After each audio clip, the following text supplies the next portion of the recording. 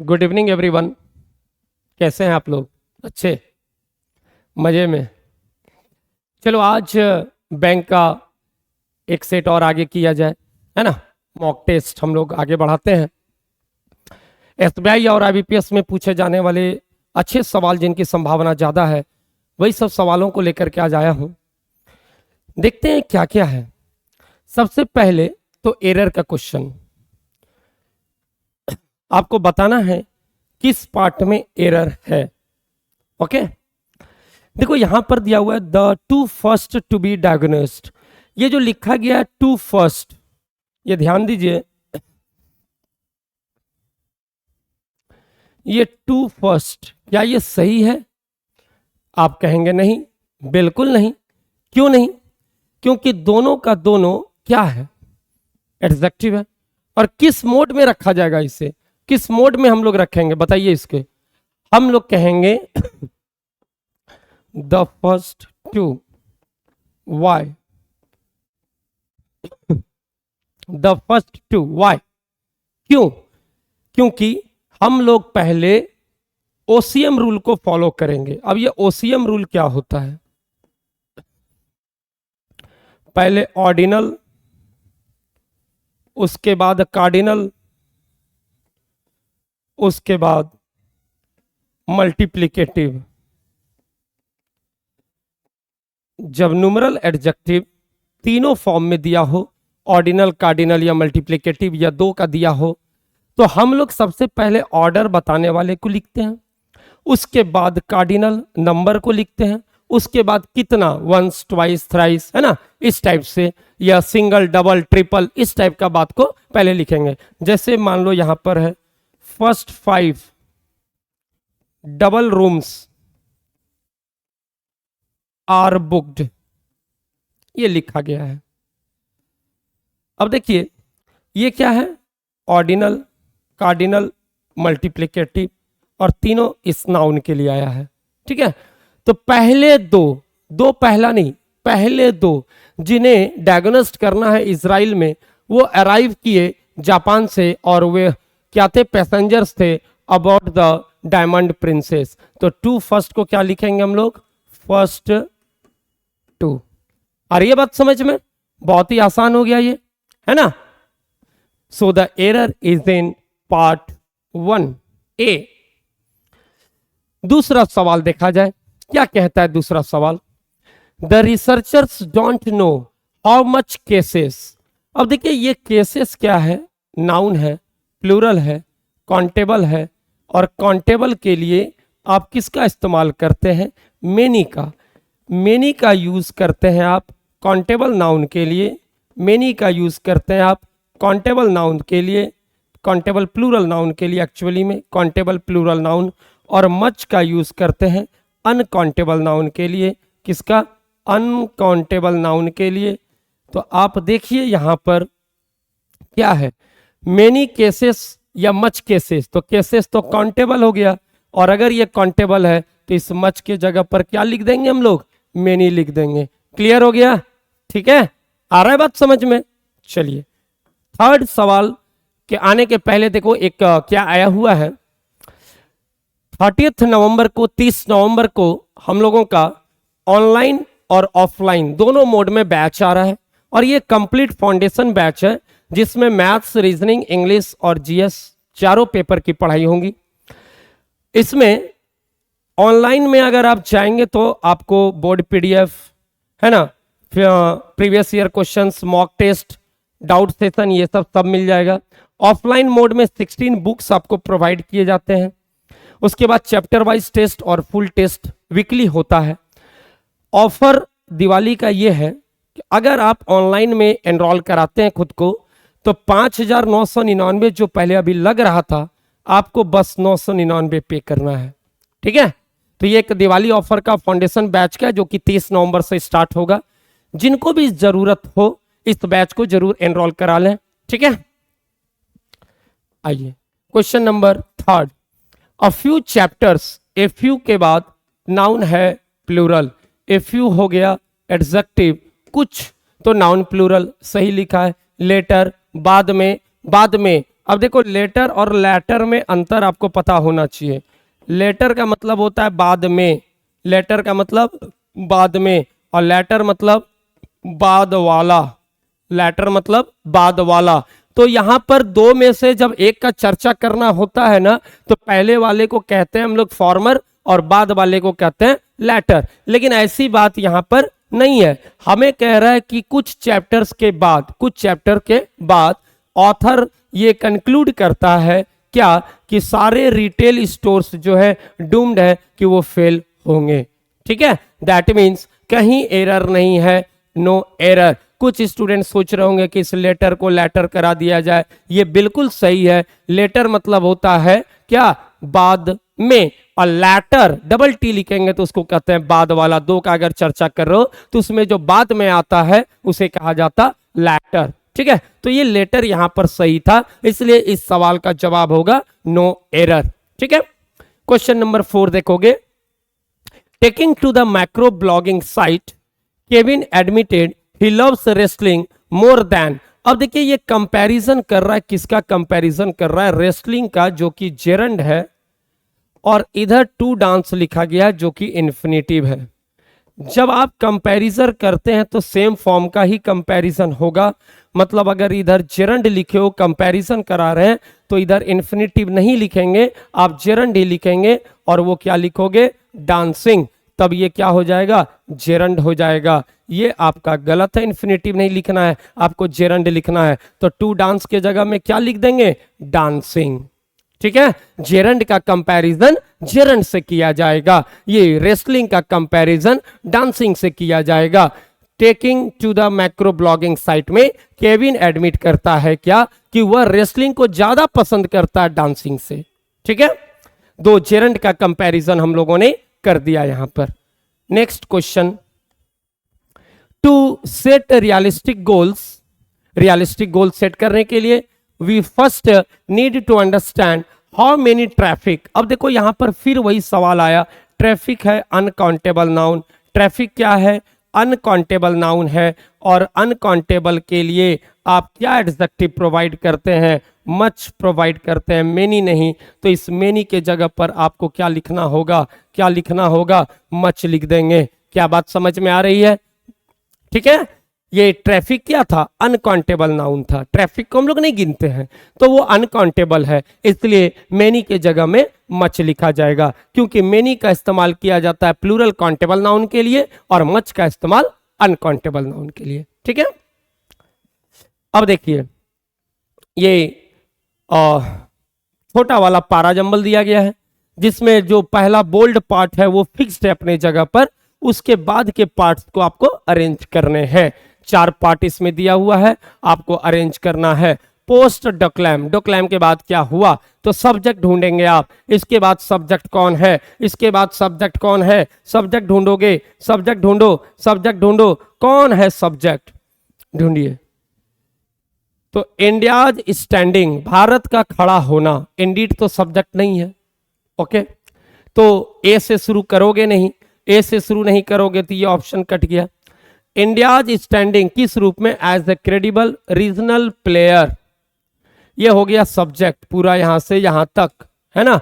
भारत का खड़ा रहना एक क्रेडिबल रीजनल प्लेयर के रूप में, ये सब्जेक्ट हो गया। हैज राइजन वर्ब हो गया, मतलब ए और बी का पेयर चाहिए लेकिन ए से शुरू नहीं, ए और बी का पेयर चाहिए लेकिन ए से शुरू नहीं। तो आंसर क्या होगा, देखो यहां ए बी नहीं बी ए लिखा हुआ है, इसलिए ये गलत हो गया। यहां पर भी बी ए लिखा हुआ है, इसलिए ये गलत हो गया। यहां पर बी और ए बहुत दूर में है, यहां पर ए और बी ऐसा है, तो कौन सा ऑप्शन लें। अच्छा सॉरी, ये बी और सी है क्या, ये बी और ये सी, सॉरी।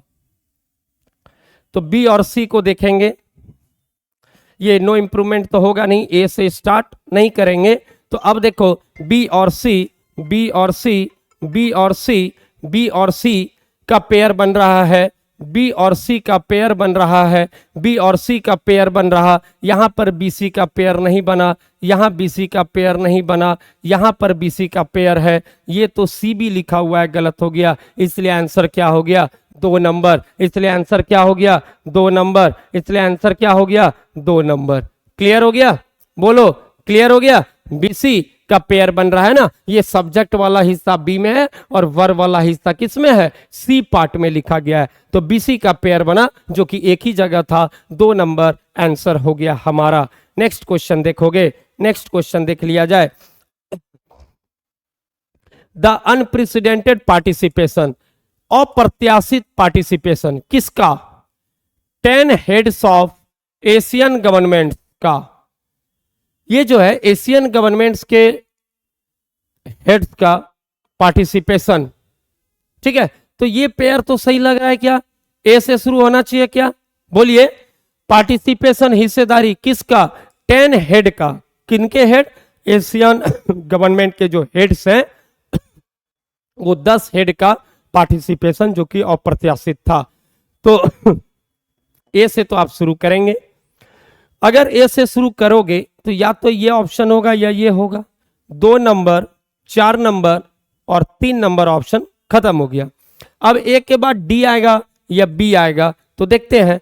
अब ये एशियन गवर्नमेंट्स हो गया तो ऑफ इंडिया तो नहीं ना आ सकता, इसके बाद किसका सरकार, तो एशियन गवर्नमेंट्स लिख दिया है, तो फिर गवर्नमेंट ऑफ इंडिया तो लिखेंगे नहीं, गवर्नमेंट्स ऑफ इंडिया तो आप नहीं लिख सकते।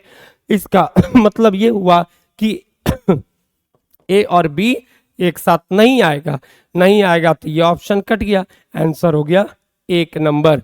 क्या बात समझ में आई है, ठीक है।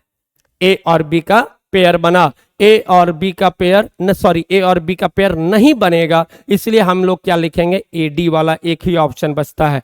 पहले हम लोगों ने यही समझा कि ए से शुरू कर रहे हैं, ए से शुरू कर दिए तो ये ऑप्शन 3 ऑप्शन कट गया, 1 नंबर या 5 नंबर होगा। इसमें लिखा हुआ है A B, no rearrangement required means A B. अगर बी लिखेंगे ए के बाद तो एशियन गवर्नमेंट्स के बाद ऑफ इंडिया कोई मीनिंग नहीं देगा।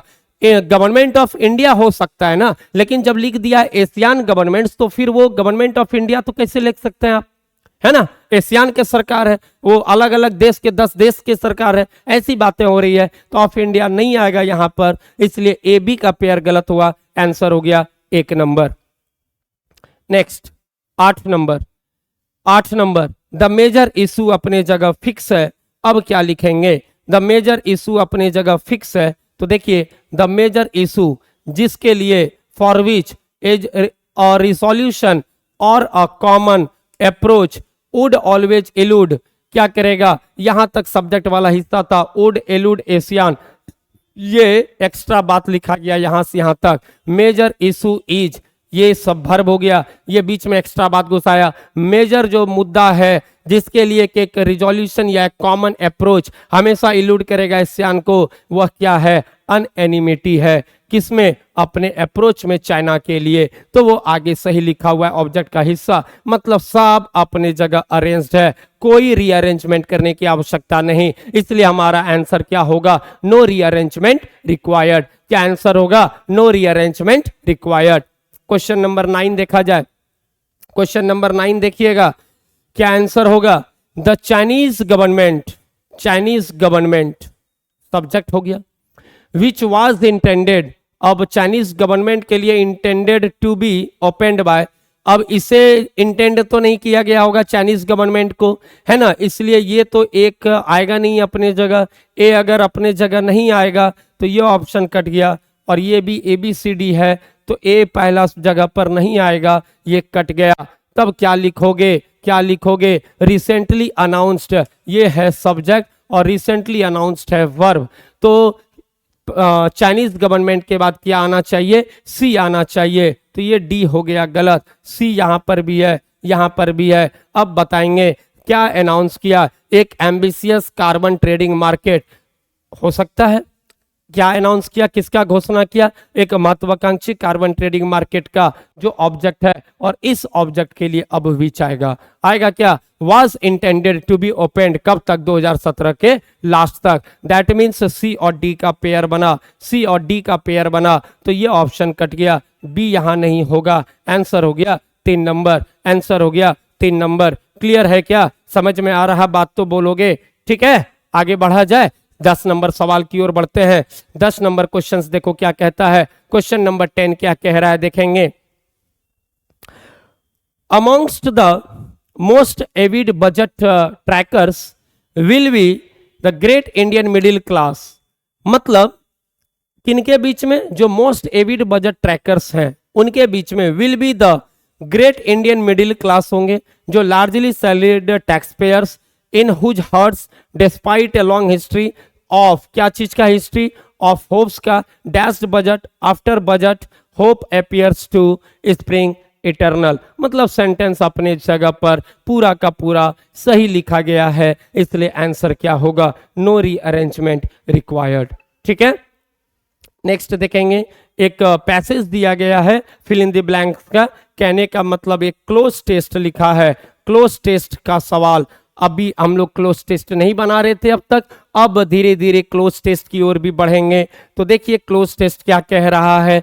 एक क्लोज टेस्ट है, छोटा सा ही क्लोज टेस्ट है, इस छोटे से क्लोज टेस्ट को बनाने की कोशिश करते हैं। देखोगे क्वेश्चन नंबर 11 क्या कहता है। वाइल, जबकि लैंग्वेजेस क्या है, अमॉन्ग द की ब्रिजेस हैं जो कि इंश्योर करते हैं, क्या इंश्योर करते हैं, कल्चरल और सिविलाइजेशनल। अब ये क्या हो गया, एडजेक्टिव हो गया। सिविलाइजेशनल और कल्चरल क्या हो गया, एडजेक्टिव हो गया। तो इसके बाद हमें क्या चाहिए, इसके बाद हमें क्या चाहिए, तो बोलो क्या चाहिए, नाउन चाहिए। अब अगर इसमें नाउन चाहिए, इसमें अगर नाउन चाहिए तो कौन कौन नाउन नहीं है ये बताएंगे आप। तो देखो सबसे पहले आप जेस्टेट, वो जो कि वर्ब है, इसे हटा देंगे। जेस्टेट का मतलब होता है कैरी करना, जेस्टेट का मतलब क्या होता है, कैरी करना।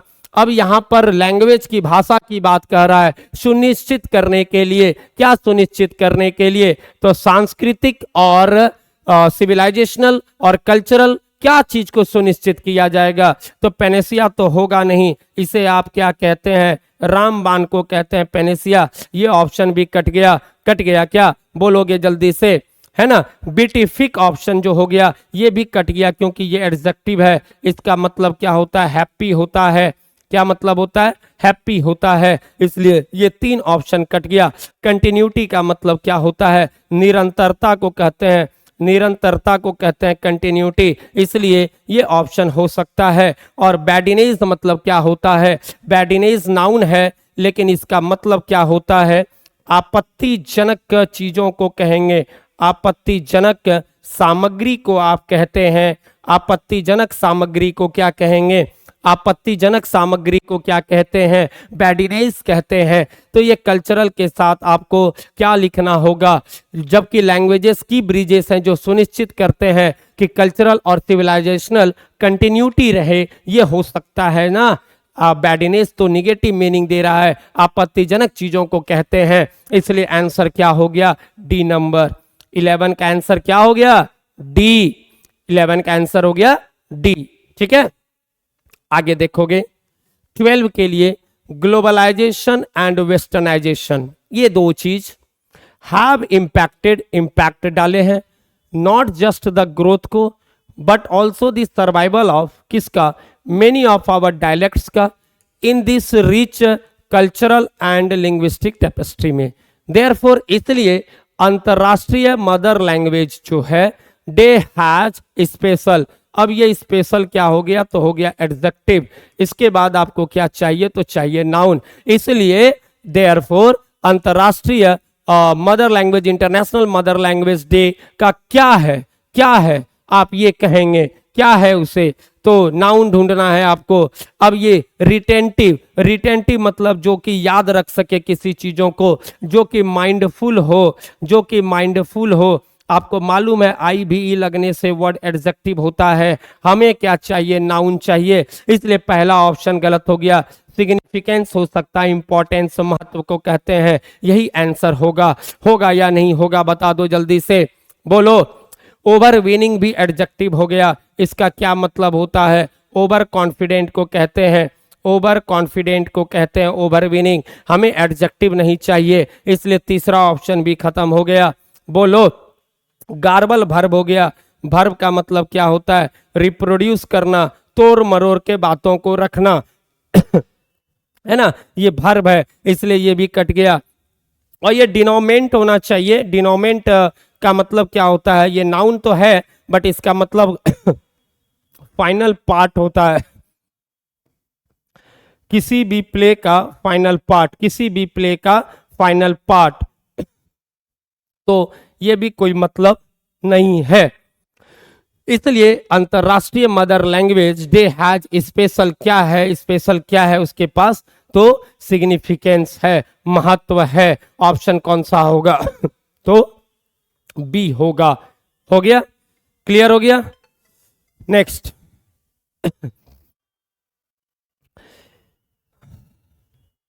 Special significance.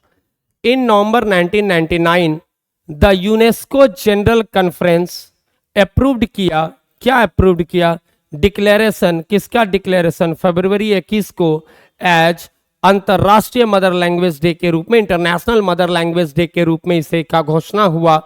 In response to, किसके प्रतिक्रिया में, डैश स्टेट, स्टेट मतलब हो गया यहां नाउन, तो यहां पर क्या लिखोगे, एडजेक्टिव। 13th नंबर गैप में क्या आएगा, तो एडजेक्टिव आएगा, क्योंकि उसके बाद वो नाउन लिख रहा है स्टेट। अब हम लोग यहां पर एडजेक्टिव को ढूंढेंगे, और किसके प्रतिक्रिया में, तो ये एडजेक्टिव तो चाहिए लेकिन ये निगेटिव टोन वाला चाहिए, निगेटिव मतलब बताने वाला कुछ चाहिए। ये वर्ड देखो TION से है, तो ये हो गया नाउन, इसलिए ये तो कट ही गया, कट गया ना, बताइए जल्दी से, कट गया या नहीं कट गया। अब ये क्या है, सेटनाइन, सेटरनाइन नहीं पढ़ेंगे इसे, सेटनाइन, और ये सेटनाइन का मतलब क्या होता है, क्या कहते हैं सेटनाइन को, और ये क्या है, तो आप कहेंगे ग्लूमी, उदास, ग्लूमी, उदास। ये कोई मतलब बनता है क्या यहां पर बताओ तो, रेस्पॉन्स टू किसके प्रतिक्रिया में, तो स्टेट के प्रतिक्रिया में। कौन सा स्टेट, किसका स्टेट, ऑफ मेनी लैंग्वेजेस, बहुत सारा लैंग्वेजेस जहां है, उस अवस्था को, कैसा अवस्था होगा जो हम लोग क्या करेंगे, एक इंटरनेशनल मदर लैंग्वेज डे का घोषणा करेंगे। ये कब करेंगे, जब बहुत सारे लैंग्वेजेस क्या कर रहे होंगे, कैसी स्टेट में होंगे, तो डिक्लाइन करने के स्टेट में होंगे, घटने के स्टेट में होंगे, उनका महत्व खत्म होने वाला होगा, इसलिए ऐसा यूज कर रहे होंगे, है ना। इसलिए आंसर क्या हो गया यहां पर, इसलिए आंसर क्या हो गया, 1 नंबर, डिक्लाइनिंग स्टेट, घटता हुआ स्टेट। ठीक है, अब ये fostering, fostering, what is the meaning of fostering, fostering का मतलब होता है थोपने वाला, इम्पोज करने वाला, तो कहेंगे इम्पोजिंग। ये मीनिंगलेस बात है, यहां पर कोई मतलब नहीं दे रहा। नेक्स्ट वर्ड क्या है, डिस्कर्सिव, डिस्कर्सिव एडजेक्टिव तो है बट इसका मतलब होता है अप्रासंगिक, इररिलेवेंट, इररिलेवेंट, क्या मतलब हुआ, irrelevant. Declining, fostering, recondition, discursive, saturnine, gloomy. अब बताइए कौन सा ऑप्शन होना चाहिए था, निश्चित रूप से डिक्लाइनिंग। ये 4 ऑप्शन यहां पर खत्म हो गया। ठीक है, 13 का आंसर है ए। नेक्स्ट क्वेश्चन देखेंगे, क्वेश्चन नंबर 14 क्या कहता है,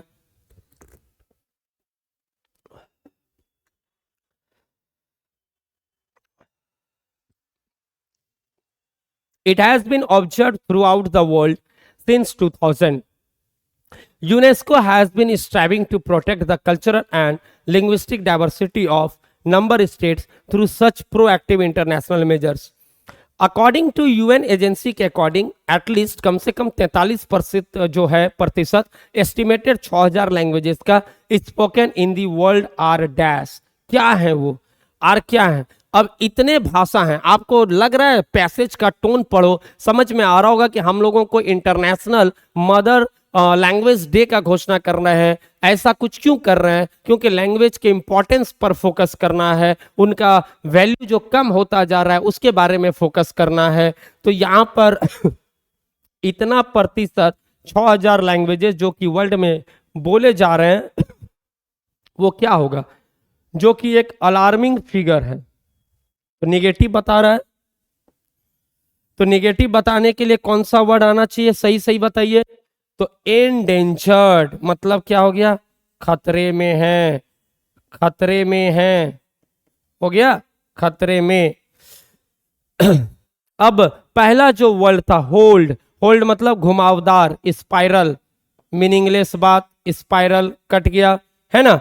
और देखिए प्रोसीजरल, प्रोसीजरल मतलब प्रोसीजर से बना हुआ, मतलब क्या हो गया, प्रक्रियात्मक, प्रक्रिया हुआ ना प्रोसीजर, तो आत्मक, प्रक्रियात्मक, है ना। उसके बाद एक ऑप्शन क्या है, एक ऑप्शन क्या है, विसिड, विसिड आप किसे कहते हैं, स्टिकी को कहेंगे, चिपचिपादार लसलसादार को कहेंगे आप स्टिकी।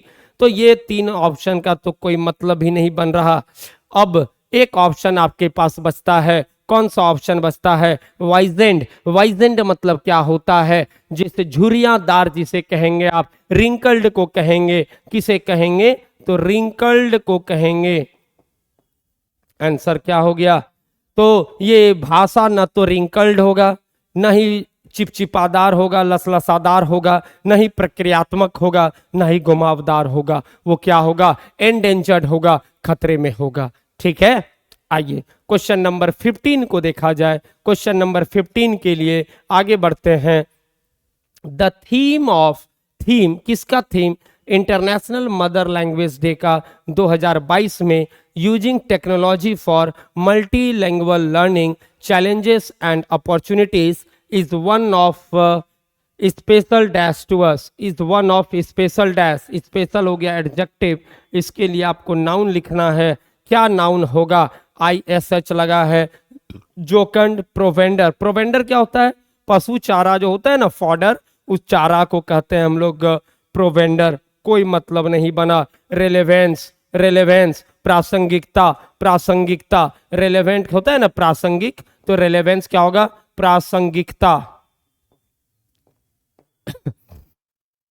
तो ये आंसर हो सकता है। व्हाट इज पोइग्नेंसी, पेनफुल अफेक्टिंग, पोइग्नेंसी दर्दनाक को कह सकते हैं, कोई मतलब नहीं है। और एक वर्ड है जोकंड, मतलब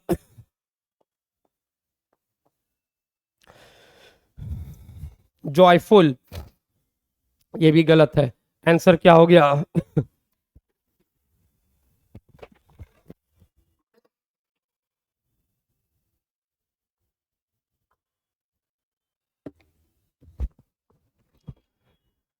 आंसर हो गया रेलेवेंस। स्किटिक मतलब नर्वस, नर्वस, तो ये भी ऑप्शन गलत है। सही आंसर क्या है, 4 नंबर। आइए अब वर्ड स्वैपिंग का आसान क्वेश्चंस को आप बनाएंगे, इसमें तो आपको महारत हासिल है।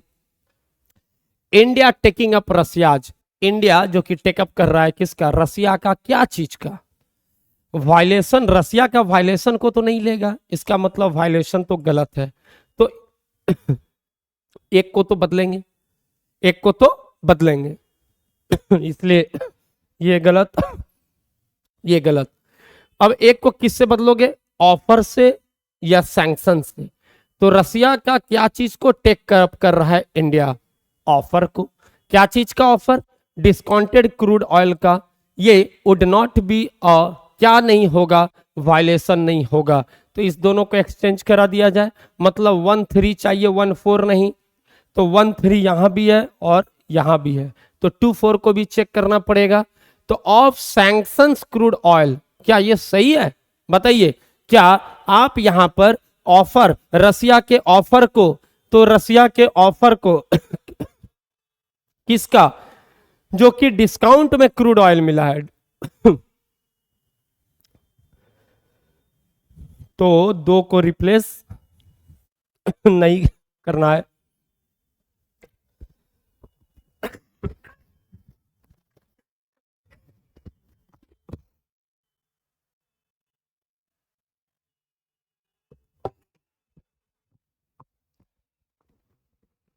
तो आंसर क्या हो गया हमारा, 1-3-2-4 को रिप्लेस करने की आवश्यकता नहीं है।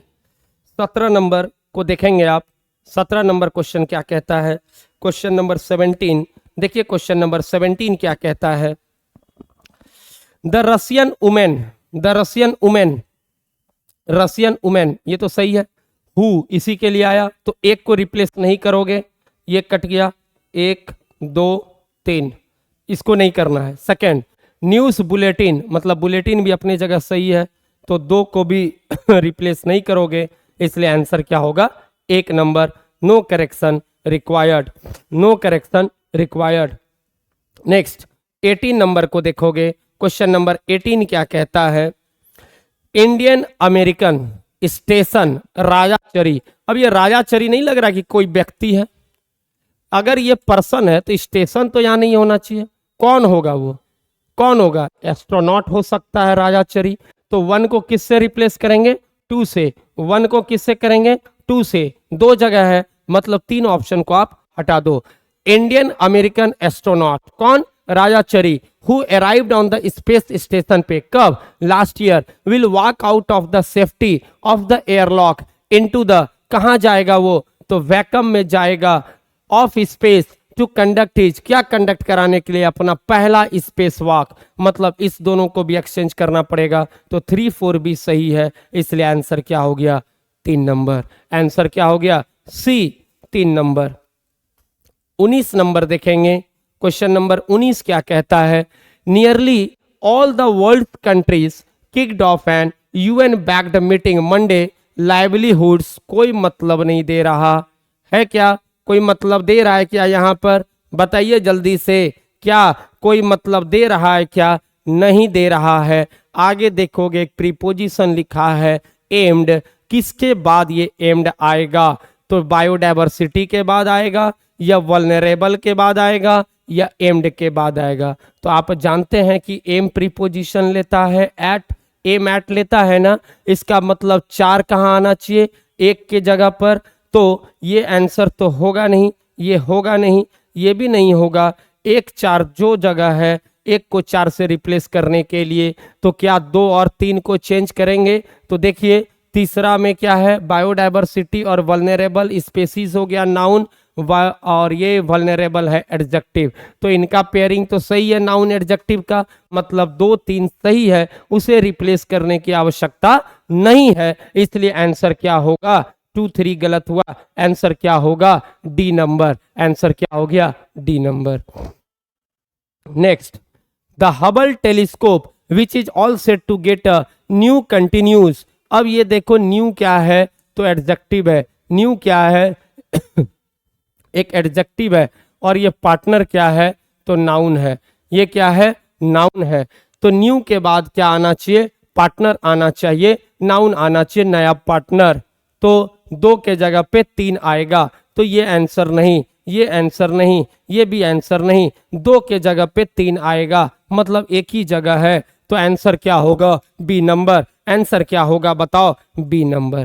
क्लियर हुआ? समझ में आ रहा है? हर यही सब सवाल एग्जाम में पूछे जाते हैं।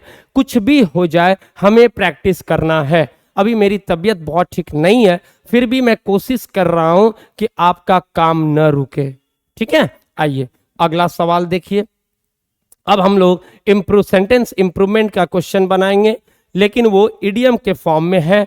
अब ये जो लिखा गया है इसका मतलब क्या होता है, इस इडियम का, ये आपको बताना है। My boss is just like a broken record. एक ब्रोकन रिकॉर्ड कहने का मतलब क्या होता है, पहले ये समझिए। एक ब्रोकन रिकॉर्ड कहने का मतलब हुआ उस व्यक्ति के लिए कहते हैं आप, जो कि बार बार आपको एक ही काम करने के लिए कहे, और इतनी बार कहे कि वो आपके लिए इरिटेटिंग हो जाए, एनोइंग हो जाए, चिड़चिड़ा जाए आप उससे, है ना, तो उसी को कहते हैं कि ब्रोकन रिकॉर्ड। तो ये प्रॉफिटेबल होगा नहीं।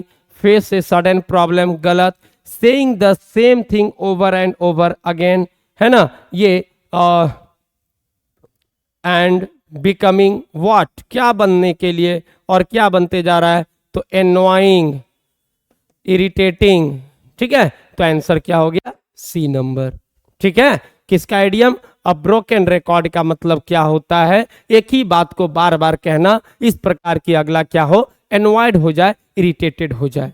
ठीक है, next, the race cars were neck and neck. Neck and neck का मतलब होता है वेरी क्लोज, बहुत क्लोज, या इसी को कहते हैं आप side by side, side by side, एक ही जगह, एक ही जगह, वेरी क्लोज, बहुत नजदीक। आंसर क्या होगा? 1 नंबर। आंसर क्या होगा? 1 नंबर। ठीक है, next 23, since we got computers, जब से हम लोग कंप्यूटर्स लिए, the typewriters have been, typewriters क्या हो गया है, वेस्ट मनी हो गया है, no, forgotten and not used, बिल्कुल सही। गैदरिंग डस्ट कहने का मतलब होता है धूल फांकना, धूल फांकना मतलब क्या हुआ, क्या होता है इसका मतलब, धूल फांकना का मतलब क्या होता है कि अनयूज्ड रहना, अनयूज्ड रहना, वो प्रयोग में ना आना, इसी को ही कहते हैं ना गैदरिंग डस्ट, धूल फांकना। तो जब से हम लोगों के पास कंप्यूटर आया है, टाइपराइटर क्या हुआ है, उसे भुला दिया गया है और यूज नहीं किया जाता है। ठीक है, नेक्स्ट क्वेश्चन नंबर 24। वेल, ठीक है, this is just a shot in the dark, shot in the dark मतलब इसे हिंदी में क्या कहते हैं, अंधेरे में तीर, अंधेरे में तीर, है ना। मतलब क्या हुआ, अंधेरे में तीर, अंधेरे में निशाना, मतलब ये गैस को दिखलाता है, क्या चीज को दिखलाता है, गैस को दिखलाता है। तो guess that you make without facts, बिना तथ्य के जो आप गेस वर्क करते हैं उसी को कहते हैं डार्क में शॉट करना, अंधेरे में तीर चलाना। ठीक है, अंधेरे में तीर चलाना। तो ये ऑप्शन आंसर हो गया 5 नंबर। 25 नंबर क्वेश्चन को देखिए, I racked my brain, I racked my brain, I racked my brain कहने का मतलब क्या होगा, पूरी तरह से सोचने का प्रयास करना, पूरा दिमाग लगाना, है ना, खूब दिमाग खपाना कि क्या होगा क्या होगा, है ना। जैसे कभी क्वेश्चन आपसे पूछता हूं तो आप अपना पूरा ब्रेन लगाते हैं, रैक करते हैं अपने ब्रेन को। तो क्या हुआ, मेक अ ग्रेट एफर्ट, बहुत प्रयास करना, टू थिंक ऑफ, सोचने में, और रिमेंबर समथिंग, या किसी चीज को याद करने में, ये इसका मतलब होता है, ये इसका आंसर हुआ। तो मैं बहुत प्रयास किया, बहुत याद करने की कोशिश किया, लेकिन याद नहीं कर पाया, टू फिक्स द प्रॉब्लम, कैसे प्रॉब्लम को सुलझाया जा सके। समझ में आया। ये 25 क्वेश्चंस पूरे हो गए। आरसी अगर इसमें मिला दिया जाए तो एक कंप्लीट मॉक टेस्ट बैंक का होगा। अब आगे हमारा एग्जाम एसबीआई क्लर्क है, उसी के मद्देनजर हम लोग रोज एक सेट मॉक टेस्ट लगाएंगे एसबीआई क्लर्क को ध्यान में रखते हुए। सिर्फ आरसी छोड़ करके बाकी हर तरह के क्वेश्चंस को भी हम लोग करेंगे। आरसी के लिए अलग से कोई सेशन वगैरह देखा जाएगा। ठीक है, समझ में आ गया। होप कि आप एंजॉय कर रहे होंगे, फेस्टिवल का सीजन है, आप एंजॉय कीजिए, बट थोड़ा बहुत पढ़ाई भी जरूरी है। ठीक है, चलिए फिर मिलते हैं अगले क्लास में। ठीक है, बाय, गुड नाइट।